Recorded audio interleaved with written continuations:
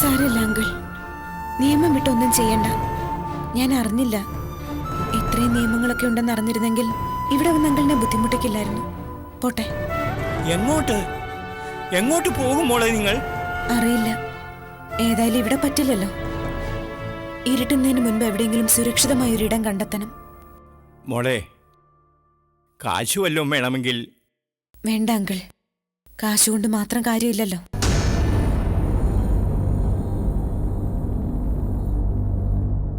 ചേച്ചി വാ, എഴുന്നേക്ക്. ഗൗരി ചേച്ചി പോവേണോ? മോള് നന്നായിട്ട് പഠിക്കണം കേട്ടോ. എന്നും ടീച്ചറിന്റെ കയ്യിൽ നിന്ന് ക്ലാപ്സ് വാങ്ങണം. ചേച്ചി പോയിട്ട് വരാം.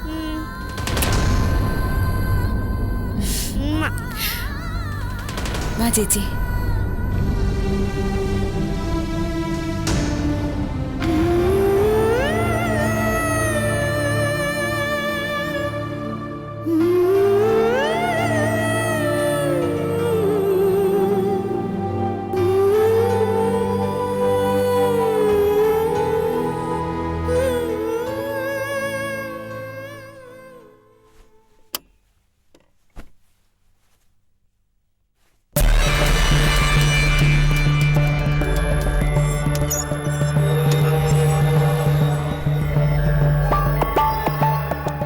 എന്തായിരുന്നു അവിടെ അവനായിട്ടൊരു കൊച്ചു വർത്താനം?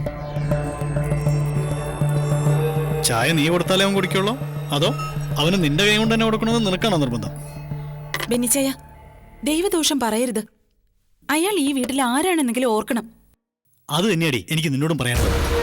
കൊഞ്ചാനും കുഴയാനും പോകുന്നതിന് മുമ്പ് അവൻ ആരാണെന്നും സ്ഥാനം കൊണ്ട് നിനക്ക് ആരായിട്ട് വരുമെന്നൊക്കെ നീ ഓർക്കണം.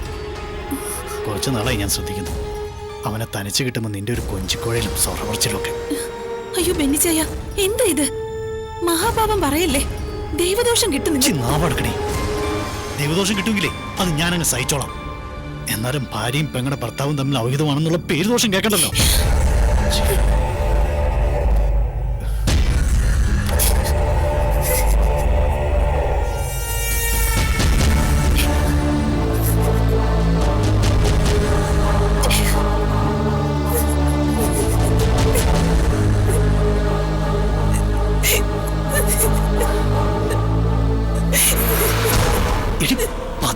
പതുക്കെ തൊള്ളറക്കണേ അസത്തെ. തെമ്മാടിത്തരം കാണിച്ചിട്ടിരുന്ന മോഹമോ? ഞാനൊരു തെറ്റും ചെയ്തില്ല ബെന്നിച്ചയ്യ. അയാളെ ഞാൻ എന്റെ സ്വന്തം കൂടപ്പിറപ്പായി കണ്ടിട്ടുള്ളൂ. അയാളും അങ്ങനെ തന്നെ എന്നോട് പെരുമാറുന്നത്.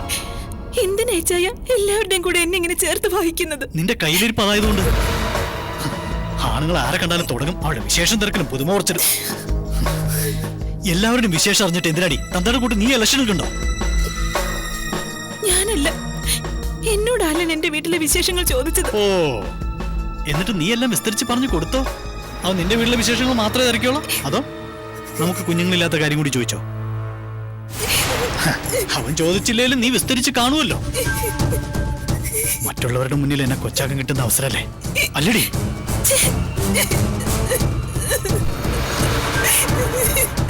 ദേ, മര്യാദക്ക് അടങ്ങി ഒതുങ്ങി കഴിഞ്ഞോണോടെ. എന്റെ കണ്ണു വെട്ടിച്ച് വല്ല വേലത്തരത്തിന് ഇറങ്ങിന്ന് അറിഞ്ഞ അന്ന് കൊന്നുകളി ഞാൻ നിന്നെ, പറഞ്ഞേക്കാം.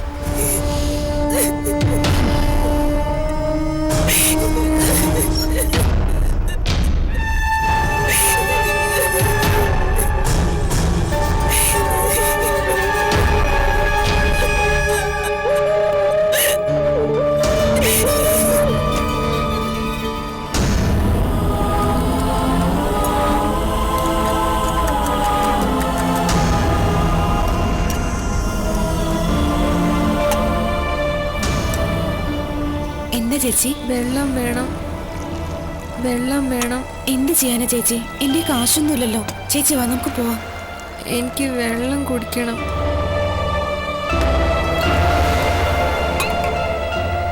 ചേട്ടാ, കുടിക്കാൻ ഇത്തിരി വെള്ളം കിട്ടും? ചായ കാപ്പി വല്ലതും വേണോ? വേണ്ട, ഒരു ഗ്ലാസ് വെള്ളം മതി. കഴിക്കാൻ വല്ലതും വേണോ? വേണ്ട. ഇനി ചായ ആർക്കാണ്? മതിയോ? കുടിക്ക്. നിങ്ങൾ എവിടുന്നാ? എങ്ങോട്ട് പോവാനാ? ഇവിടെ അടുത്ത് വരെ. ഇതിനു മുമ്പ് ഇവിടെയെങ്ങും കണ്ടിട്ടില്ലല്ലോ.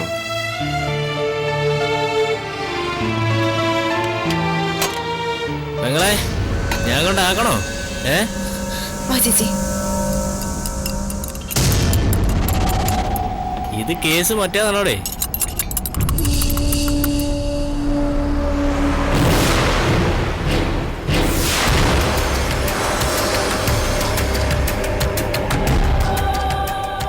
രണ്ടെണ്ണം പോകുന്നു.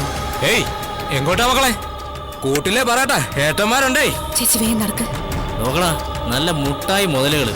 ആ പോക്കത്ര പന്തിയല്ലോ ഏട്ടാ. വാ നമുക്കൊന്ന് മുട്ടി നോക്കാന്ന്. ആ മുട്ടി നോക്കാം.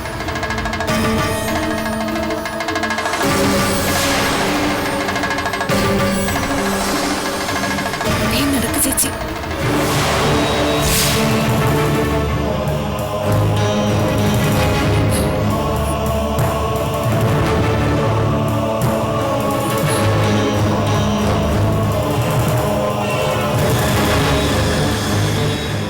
ഒന്ന് നിക്ക് മക്കളെ. വാ ചേച്ചി വേഗം ഏയ്, നടക്ക്. ഏട്ടന്മാരെ ഉണ്ടാക്കാന്നേ. മോളെ ഗൗരി,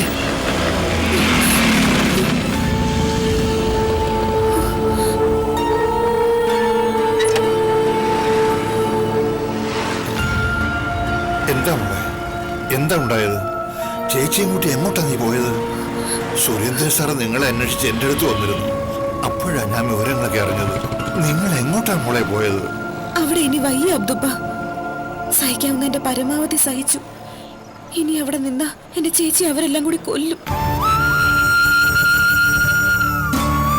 എഴുത്തച്ഛനങ്ങൾ നടത്തുന്ന അനാഥാലയത്തിലേക്ക് പോയതാ. പക്ഷെ അവിടെയും പറ്റൂല എന്ന് പറഞ്ഞു. 16 വയസ്സ് കഴിഞ്ഞോണ്ട് അവിടുന്ന് ഞങ്ങള്. എന്റെ മക്കളെ, നിങ്ങൾ അനാഥാലയത്തിൽ കഴിയാനോ? എന്റെ മേനോ സാറിന്റെ മക്കളോ? അങ്ങനെ ഒരു അവസരം ഉണ്ടാകുന്നെങ്കിൽ അത് ഈ അബ്ദുവിന്റെ മയ്യത്ത് പള്ളിക്കാട്ടിലേക്ക് എടുത്തിട്ട് മതി. എന്നിട്ടും അബ്ദുപ്പാനെ തീരെ ഓർമ്മ ഒന്നല്ലേ മോളെ?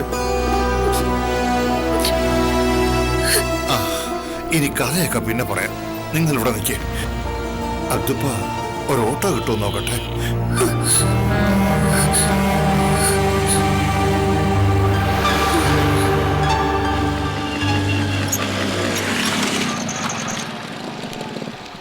സീനത്തെ മോളെ റംലേ, ഒന്നിങ്ങോട്ടോ നേടി.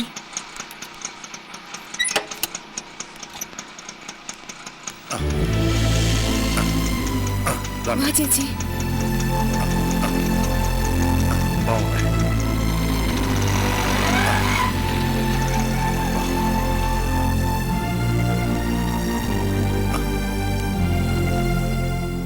ഉപ്പ ഇവരെവിടുന്ന് കിട്ടി? കിട്ടി. എന്താടി നീ വല്ലാതിരിക്കുന്നേ? എന്തു പറ്റി മോളെ? എന്താ നിങ്ങൾ അവിടുന്ന് പോന്നത്? എന്തെങ്കിലും പ്രശ്നമുണ്ടോ? വിശേഷങ്ങളൊക്കെ ഒത്തിരി പറയാനുണ്ട്. ആദ്യം നീ മക്കളെ വിളിച്ചോണ്ട് ഈ വയറ് നിറച്ച് ആഹാരം കൊടു. രാവിലെ മുതൽ ഒരു വക കഴിച്ചിട്ടില്ല രണ്ടാളും. എന്റെ റബ്ബേ, എന്താ പറ്റിയത് പാപ്പ? നമ്മൾ പ്രതീക്ഷിച്ചതുപോലൊക്കെ തന്നെ സംഭവിച്ചു എന്ന് പറഞ്ഞാൽ മതിയല്ലോ. ആ പെണ്ണുമ്പിള്ളയുടെയും മക്കളുടെയും ഉപദ്രവം കാരണം അവിടുന്ന് ഇറങ്ങി പോന്നതാ. എന്നിട്ട് ഈ കിഴവനും മക്കളും ഇവിടെ ഉണ്ടോന്നുള്ള കാര്യം ഇവളെ ഓർത്തില്ല കേട്ടോ. ചേച്ചിയും വിളിച്ചോണ്ട് നേരെ പോയേക്കുന്നത് നമ്മുടെ എഴുത്തച്ഛന്റെ അനാഥാലയത്തിലേക്കാ. നേരാണോ ഇതൊക്കെ? പിന്നെ ഞങ്ങളൊക്കെ നിങ്ങളുടെ ആരാ? അതോ ഇങ്ങോട്ട് കയറി വരാൻ ആരെങ്കിലും അനുവാദം വേണമായിരുന്നോ നിങ്ങക്ക്? കഷ്ടമുണ്ട് ഗൗരിമോളെ. അത്രയ്ക്കങ്ങ് അന്യരാണോ ഞാനും നിന്റെ അബ്ദുപ്പായും ഒക്കെ? അത് നിങ്ങളെ വെറുതെ ബുദ്ധിമുട്ടിക്കണ്ടെന്ന് കരുതിയിട്ടാ സിനിമ. ഞങ്ങൾക്ക് ബുദ്ധിമുട്ടാണെന്ന് നിന്നോട് ആരാ പറഞ്ഞത്? മതി മതി, നീ അവളെ വഴക്കൊന്നും പറയണ്ട. രണ്ടുപേരെയും വിളിച്ചോണ്ട് പോയിട്ട് വല്ലതും കഴിക്കാൻ കൊടുക്കുക. എന്നിട്ട് നമ്മുടെ തെക്കേ പുരമുറി ഒന്ന് തുറന്നു കൊടുക്കുക. 2 പേർ കൂടി കിടക്കാൻ ആ മുറിയാ സൗകര്യം. എന്നിട്ട് നീ മോളെയും കൂട്ടി എന്റെ മുറിയിലോട്ട് മാറിക്കോ. ഇങ്ങോട്ട് വാടി. ചെല്ലു മോളെ, വിഷമിക്കണ്ടാട്ടോ. ഇനി ഞങ്ങളൊക്കെ ഉണ്ട് കൂടെ. വാ.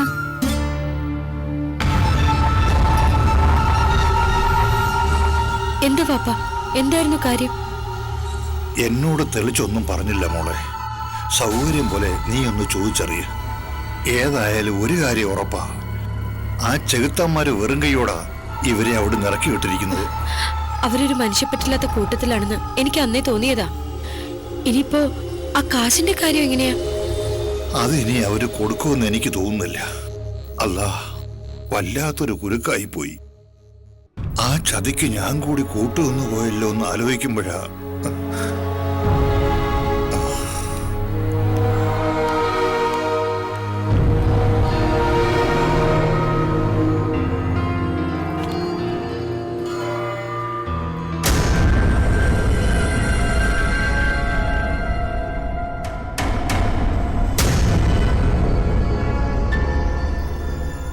ചേച്ചി പേടിക്കണ്ട കേട്ടോ. ഇനി ഇവിടെ നമ്മളെ ആരും ഉപദ്രവിക്കാൻ വരില്ല. നമ്മുടെ അബ്ദുപ്പയും സീനുമയും റംലേച്ചയൊക്കെ ഉണ്ടല്ലോ.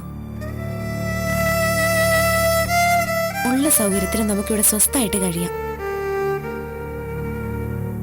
നല്ല ക്ഷീണമുണ്ടല്ലോ ചേച്ചിക്ക്. പാവം, ഇന്ന് ഒരുപാട് അലഞ്ഞതല്ലേ. എപ്പോ കയറി ചെന്നാലും നന്ദനത്തിലൊരു സ്ഥലം നമുക്കുണ്ടാവുമെന്ന് പ്രതീക്ഷിച്ച ചേച്ചിയുടെ കൈയും പിടിച്ച് ഞാൻ പുത്തെഴുത്തുനിന്ന് ഇറങ്ങിയത്. പ്രതീക്ഷിച്ചത് വെറുതെ ആയിപ്പോയി. മുമ്പ് ചെല്ലുമ്പോഴൊക്കെ എഴുത്തച്ഛൻ സാറ് പറയുമായിരുന്നു, സത്യപ്രകാശ് മേനോന്റെ സഹായമാണ് നന്ദനത്തിന്റെ നെടുന്തൂണെന്ന്. അങ്ങനെ വാരിക്കോരി സഹായിച്ചവന്റെ മക്കൾ അഭയാർത്ഥികളായിട്ട് ചെന്നപ്പോ സ്ഥലം അനുവദിക്കാൻ വകുപ്പില്ലാന്ന്. കൊള്ളാം, എന്തൊക്കെ തമാശയാ.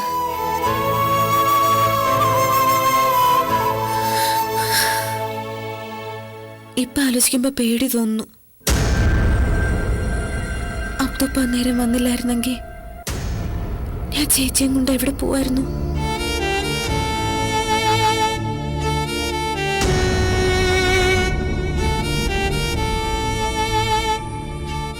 പിന്നെ പോനൂരിടമേ ബാക്കി ഉണ്ടായിരുന്നുള്ളൂ,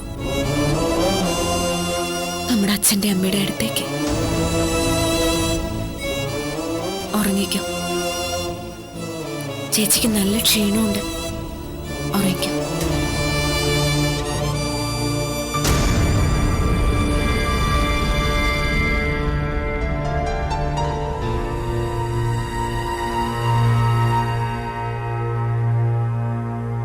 പൊറുക്കില്ല സാറേ, പൊറുക്കില്ല.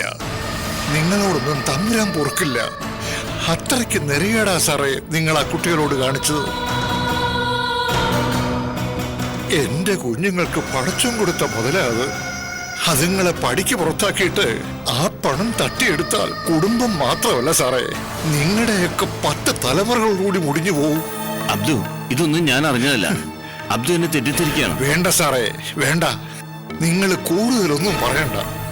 ചത്ത് തലയ്ക്ക് മുകളിൽ നിൽക്കുന്ന ആ നല്ല ആത്മാക്കള് അറിഞ്ഞൊന്ന് പ്രാകിയാൽ നിൽക്കുന്ന നിൽപ്പിൽ കത്ത് ചാമ്പലായി പോകും നിങ്ങളും നിങ്ങളുടെ ഈ പെമ്പറന്നോത്തിയും. അത്രയ്ക്ക് ഹറാമ്പറപ്പാ സാറേ നിങ്ങൾ എന്റെ കുട്ടികളോട് കാണിച്ചത്. മുടിഞ്ഞു പോകും, മുടിഞ്ഞ് നാരാണക്കല്ലെടുത്തു പോകും. നോക്കിക്കോ.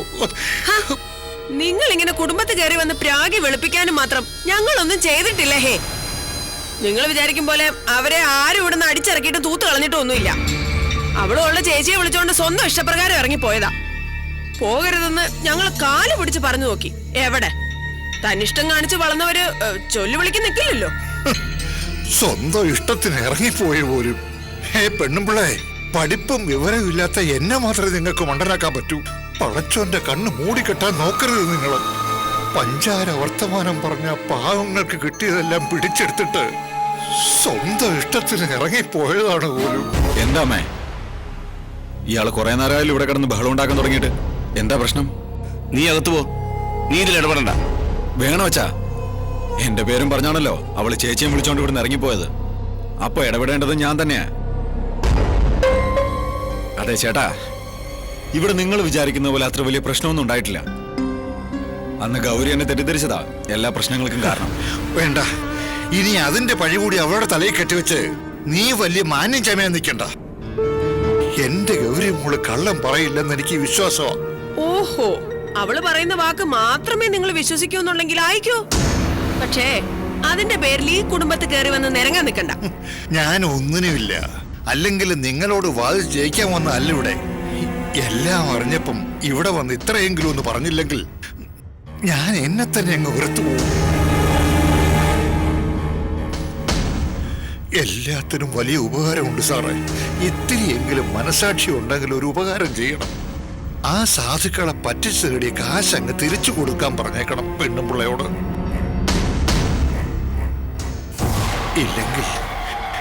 അല്ലെങ്കിൽ വേണ്ട, എന്നെ കൊണ്ടൊന്നും പറയിക്കണ്ട നിങ്ങള്. ഓ, കാശിന്റെ കാര്യം എന്ത് വേണോന്ന് ഞങ്ങൾ ആലോചിച്ച് തീരുമാനിച്ചോളാം. നമ്മൾ അങ്ങ് ചെന്നാട്ടെ.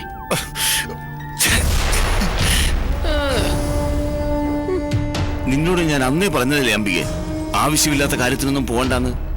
ഇനിയിപ്പോ എന്തൊക്കെ കുഴപ്പങ്ങളാ ഇതുകൊണ്ടുണ്ടാകാൻ പോകുന്നതെന്ന് നീ കണ്ടോ? അയാൾ ചെന്ന് നടന്നതൊക്കെ നാട്ടുകാരോടും പോലീസിനോടും പറഞ്ഞാൽ അതോടെ തീരും പുത്തേഴ തമ്പികയുടെ പകിട്ടും പത്രാസും ഒക്കെ.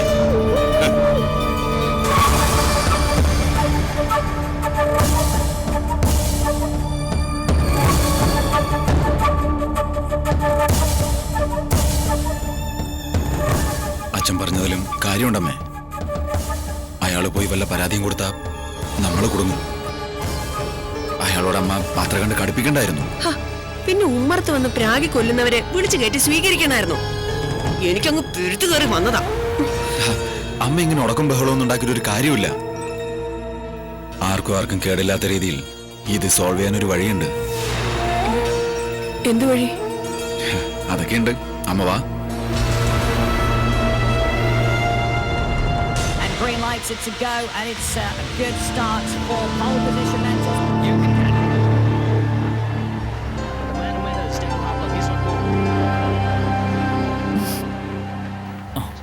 അലന് കുടിക്കാൻ എന്നതേലും എടുക്കണോ? ഇപ്പൊ ഒന്നും വേണ്ട.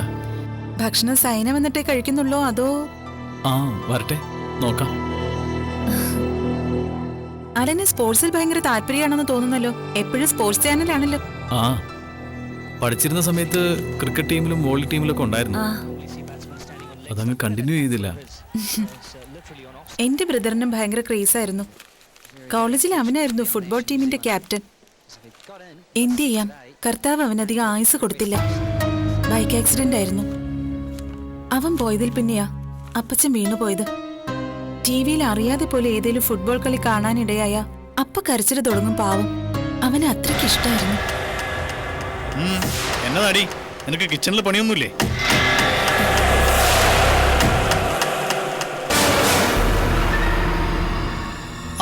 എന്നതാളിയാ, ഇങ്ങനെ ടി വിയും കണ്ടിരുന്നാ മതിയോ?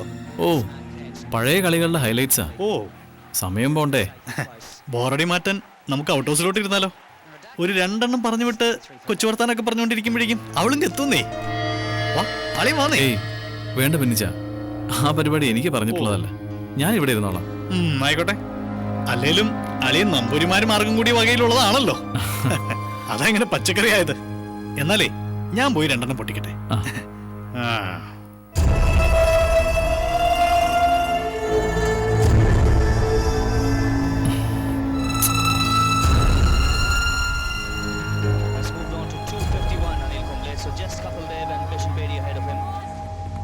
Tremendous performance, just 55 test matches for those 250.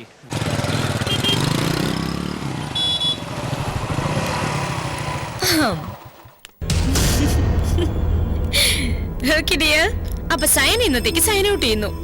ഇനി എന്നതാ നിങ്ങളുടെ പ്രോഗ്രാം ചാറ്റ്? നേരെ കൂടെ അണയുന്നോ അതോ ഈ സമയത്ത് കൂട്ടിക്കേറാനോ? നോനോ, ഞങ്ങൾ നേരെ കോളം പിടിക്കുക. ആ മേഘ ആന്റിയുടെ വീട്ടിലിരുന്ന് നിനക്ക് ആ മദാമ്മമാരുടെ സീൻ പിടിക്കാനല്ലേ? ഞാനില്ല, എന്നെ നീ രുദ്രന്റെ ഫ്ലാറ്റിൽ വിട്ടാ മതി. അയ്യോ, എന്നാ നല്ല കുഞ്ഞാടാന്നറിയോ ഇവള്? എന്നതാടി, ഈയിടെയായിട്ട് ആ നവീന്റെ അപ്പാർട്ട്മെന്റ് ആണല്ലോ നിന്റെ ഗ്രഹണപഥം. കാര്യം വല്ലതും ഉണ്ടോ അതോ ഈ മഞ്ഞു കൊള്ളുന്നതൊക്കെ വെറുതെ ആണോ? ഒന്ന് പോടി, അവനെ വെറുതെ വിട്ടേക്ക്. ജസ്റ്റ് ഫ്രണ്ട്സ്, അത്രേ ഉള്ളൂ. പിന്നെ വെറുതെ സയൻസേ അവന്റെ ആ പഞ്ചാര പെണ്ണായിട്ടുള്ള അപകട പൊട്ടിയ പിന്നെ ഇവളാ അവന്റെ സമാശ്വാസ കമ്മിറ്റി. അങ്ങനെ ആശ്വസിപ്പിച്ചേ ഇവള് താമസിയാതെ അവിടെ ഒരു അക്കൗണ്ട് തന്നെ ഓപ്പൺ ചെയ്യും. ആകുന്നെങ്കിൽ കണക്കായി പോയി മോനെ. എന്തായാലും അവൻ നിന്നേക്കാളും സഹിക്കബിളാ. പിന്നെ നിന്റെ കൂട്ട് ഓഞ്ഞ തമാശയുടെ അസുഖമില്ല. അപ്പൊ നീ വിട്ടോ. അപ്പൊ ഓക്കെ ഡാലൂസ്, ഞാനൊരു ഉത്തമ ഭാര്യയായിട്ട് കൂട്ടിലേക്ക് കയറുന്നു. Have a nice time, മക്കളെ. Okay, now bye. ചക്കരെ. അപ്പൊ ശരി, ഞാൻ നാളെ വിളിക്കാം. നീ ഇവിടെ ബോറടിച്ച് പണ്ടാരാണ്. Bye. Bye. പോവാം.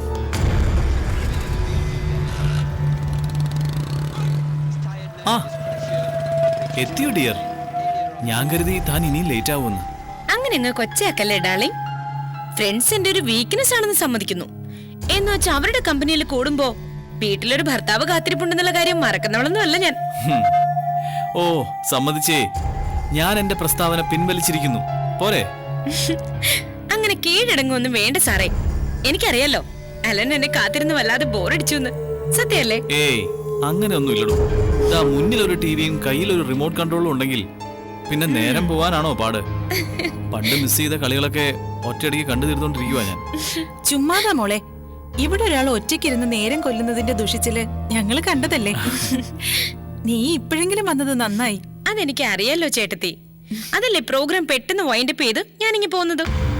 ആ നിനക്ക് കുടിക്കാൻ എന്നതേലും വേണോ? വേണ്ട എടുത്തി, സിറ്റി മുഴുവൻ ചവിട്ടി തേച്ച് വന്നതല്ലേ, ഒന്ന് കുളിച്ച് ഫ്രഷ് ആവട്ടെ. ഡിയർ, ഒരു അരമണിക്കൂർ ഞാൻ ഇപ്പൊ വരാം. പ്ലീസ്.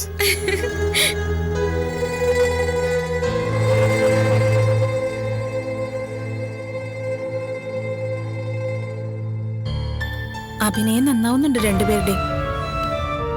അഭിനയോ? എന്താ ചേട്ടത്തി അങ്ങനെ പറയുന്നേ? ഹേയ് ഒന്നുമില്ല, മറ്റുള്ളവരുടെ മുന്നിൽ ആയിക്കോളൂ.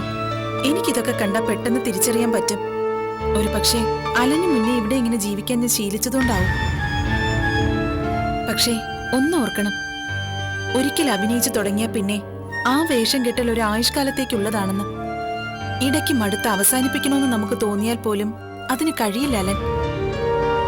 തുടക്കത്തിൽ ഇതൊക്കെ ഒരു തമാശയായി തോന്നുമായിരിക്കും. പക്ഷേ മറ്റുള്ളവരെ ബോധിപ്പിക്കാൻ വേണ്ടി ജീവിതകാലം മുഴുവൻ ഇങ്ങനെ അഭിനയിക്കേണ്ടി വരുമ്പോ നമുക്ക് നമ്മളോട് തന്നെ വെറുപ്പ് തോന്നിപ്പോവും. സ്വന്തം അനുഭവത്തിൽ നിന്ന് ഇങ്ങനൊരു ഉപദേശം ഒന്ന് കൂട്ടിക്കോളൂ. നിങ്ങൾ രണ്ടുപേരും തുടങ്ങിയിട്ടേ ഉള്ളൂ. പരസ്പരം തുറന്നു പറഞ്ഞ് ഈ അഭിനയം മതിയാക്കി ആത്മാർത്ഥമായി തന്നെ ജീവിക്കാൻ ശ്രമിക്കണം. നിങ്ങൾക്കൊരു കുഞ്ഞൊക്കെ ആയി കഴിയുമ്പോ മനസ്സ് പിന്നെ ആ ജീവിതവുമായി അങ്ങ് പൊരുത്തപ്പെട്ടോളും. ഇല്ലെങ്കിൽ പിന്നെ കർത്താവ് എന്തിനാ മറക്കാനുള്ള കഴിവ് മനുഷ്യന് തന്നേക്കുന്നത്? കഴിഞ്ഞതൊക്കെ മറക്കണം, എന്നിട്ട് പുതിയൊരു ജീവിതം തുടങ്ങണം.